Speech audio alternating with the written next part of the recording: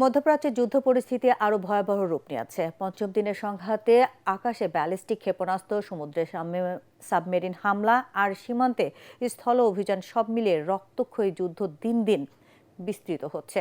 Iran, Israel ও যুক্তরাষ্ট্রের সরাসরি হামলা পাল্টা হামলায় নিহতের সংখ্যা হাজার ছাড়িয়েছে। বুধবার একদিনে অন্তত 1000 স্থাপনায় হামলা চালায় যুক্তরাষ্ট্র। এর পাল্টা জবাবে মার্কিন ঘাঁটি ও বিভিন্ন কনসুলেটে হামলা চালায় ইরান। বিস্তারিত জানাচ্ছেন আসিফুর রহমান সাগর।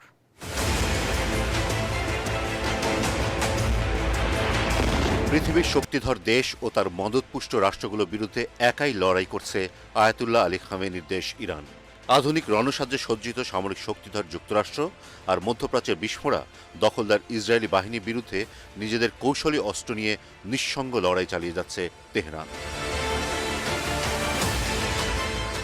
যুদ্ধের পঞ্চম দিনেও তেহরান ও এর আশপাশের শহরে ব্যাপক বোমা হামলা হয়েছে। আন্তর্জাতিক সংবাদ মাধ্যম রয়টার্স ও আল জাজিরা জানিয়েছে, বুধবার রাতে তেহরানের বিভিন্ন স্থান থেকে বিকট শব্দ শোনা গেছে। হামলা জোরদার করায় ইরানে হতাহতের সংখ্যা দ্রুত বৃদ্ধি পাচ্ছে। যুক্তরাষ্ট্রভিত্তিক মানবাধিকার সংস্থা human rights activist news agency জানিয়েছে, ইরানে নিহতের সংখ্যা 1100 জন ছাড়িয়েছে।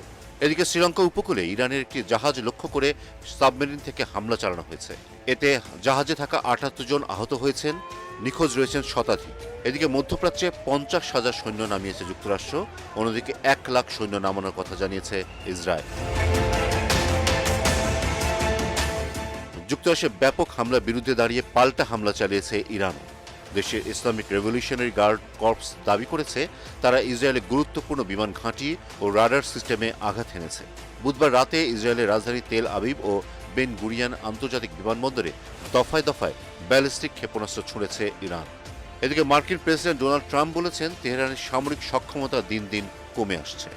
এর জবাবে ইরানের রেভলিউশনারি গার্ড কর্পস জানিয়েছে, উন্নত অস্ত্রগুলো এখনও তাদের মজুদে রয়েছে। মধ্যপ্রাচ্যে বিভিন্ন মার্কিন ঘাঁটি ও ইসরায়েলকে লক্ষ্য করে ক্রুজ ক্ষেপণাস্ত্র হামলা অব্যাহত রেখেছে ইরান।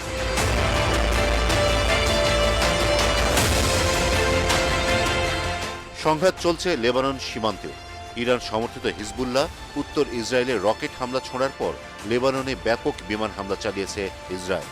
এদিকে হরমুজ প্রণালী কার্যত অচল হয়ে পড়েছে। ইরান দাবি করেছে, তারা প্রণালীর নিয়ন্ত্রণ নিয়েছে। জ্বালানি বিশ্লেষকরা বলছেন, সরবরাহ অর্ধেক কমলেই তেলের দাম ব্যারেল প্রতি $150 পৌঁছাতে পারে। এই সংঘাত এখন আর কেবল সীমিত হামলা নয়, বরং পূর্ণমাত্রার সামরিক শক্তি প্রদর্শনের লড়াই।